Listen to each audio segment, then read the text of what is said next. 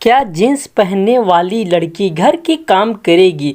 चाय पीते हुए ममता अकेले में मुस्कुरा रही थी। उमेश ने छेड़ते हुए पूछा, तुम्हें फिर मुझसे प्यार हो गया क्या? अकेले में मुस्कुरा रही हो ना? जी, आपसे पहली बार ही प्यार करना मेरी भूल थी। जिंदगी भर आपके घर में कैद हो गई, अब फिर से आपसे क्यों प्यार करूंगी? नाले पे दहला मारा ममता ने। तो फिर मेरी मोहतरमा खुद ही खुद मुस्कुरा रही हैं। क्या कारण है? ओ मेरी सोच गलत साबित हो गई इसलिए मुस्कुरा रही हैं। तुम्हारी कौन सी सोच? और अपनी सोच गलत साबित होने से दुख होना चाहिए और तुम खुश हो रही हो। क्या सोच लिया था तुमने? कहीं मेरे अफेयर के बारे में तो नहीं सोच लिया था ना?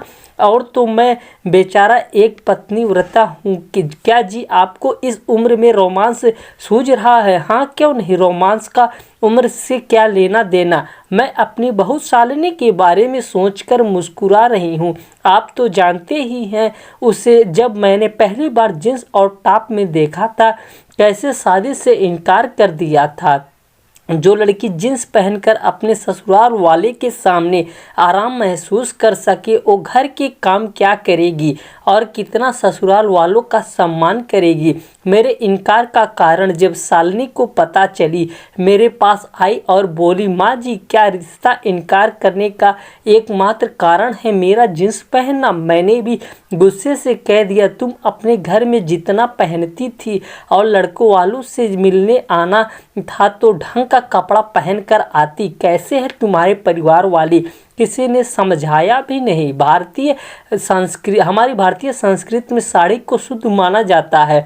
लड़कियां सोहल श्रृंगार कर ले पर साड़ी और चुन्नी ना पहने तो वह नारी, वह ना औरत, वह संस्कारी लग ही नहीं सकती। और मैं अपने घर की बहू संस्कारी चाहती हूँ, ना कि आज के परिवेश से प्रभावित जिसे अपनी संस्कृति अपनों के सम्मान का कोई मान ही ना हो। मुस्कुराकर शालिनी ने कहा था, मम्मी जी मैं यहीं हार गई। तुम कैसे हार गई? हार तो मैं गई मम्मी जी, मेरे सभी घर वालों ने दबाव डाला। माँ तो थैले में करके साड़ी यहाँ लेकर आई हैं कि वही पहन लेना, पर मैंने हमेशा से जींस टॉप ही ज़्यादातर पहना है और सबसे ज़्यादा कंफर्ट इसी में महसूस करती हूँ।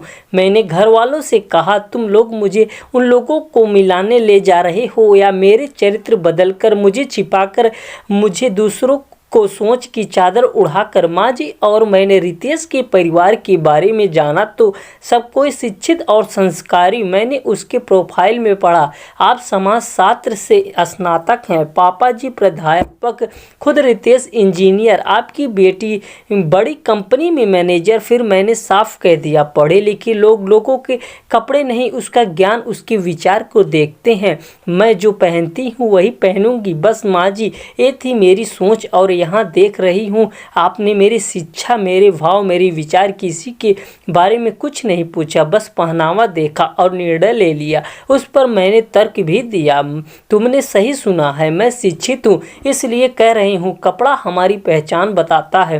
काला कोट वकील, सफ़ेद कोट डॉक्टर, स्कूल जाते बच्चों का यूनिफॉर्म और अश्लील कपड़े पहनने पर जो जानती ही हो समाज क्या समझता है, तो फिर मैं अपने होने वाली बहू को इस ड्रेस में देखकर क्या समझूंगी? वो हमारी संस्कृति, हमारे संस्कार को समझेगी। शालिनी ने कहा, माँ जी आपकी बातें सही है, पर कपड़ों में ढका हुआ धोखा भी हो सकता है, इससे आप इनकार नहीं कर सकती। हाँ, बस छोटा सा जवाब दिया मैंने। दोनों तरफ तर्क वितर्क होने लगा और सबसे ज़्यादा मैंने रितेश की नज़रों को पढ़ा जिसे शालिनी भाग गई थी और मुझे सिद्ध भी करना था कि मैं शिक्षित हूँ। अनमने भाव से कह दिया, चलो इसके कपड़े के अलावा सब कुछ पसंद है। मैंने मन ही मन सोच लिया था, शादी के बाद इसके पहनावे में सुधार लाने की पूरी कोशिश करूंगी और मैं अपने ही फैसले से बिल्कुल खुश नहीं थी। मुझे नहीं चाहिए थी जो हमारी संस्कृति को ना समझे ऐसी बहू। पर कभी कभी अपनी सोच से बाहर का भी फैसला लेने के लिए मजबूर होना पड़ता है। मैं समझ गई थी ये लड़की ना घर का काम करेगी ना परिवार का सम्मान। फिर भी हमारे बेटे रितेश की शादी हो गई शालिनी से, और तब से लेकर आज तक एक भी मौका नहीं दिया शालिनी ने कि हम उसे गलत सिद्ध कर सकें। मुझे समझ आ गया कि पूर्व ग्रह से बाहर निकल कर देखे तो हकीकत कुछ और होता है। जरूरी नहीं कि हमने जो सोचा वो सही ही हो।